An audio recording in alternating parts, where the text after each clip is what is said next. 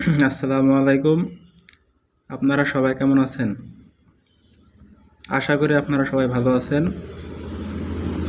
আপনারা যারা প্রাইমারি প্রধান শিক্ষক নিয়োগ পরীক্ষার কথা ভাবছেন, তাদের জন্য কিছু সাধারণ জ্ঞান বিষয় আলোচনা করব। আশা করি এখান থেকে দু-একটি প্রশ্ন কমন পাবেন। বাংলাদেশের প্রথম পররাষ্ট্রমন্ত্রী কে? উত্তর: খন্দকার মোশতাক আহমেদ। বাংলাদেশের প্রথম আইন ও সংসদ বিষয়ক মন্ত্রী খন্দকার মোশতাক আহমেদ। বাংলাদেশের প্রথম স্বরাষ্ট্রমন্ত্রী এ.এইচ.এম. কামরুজ্জামান।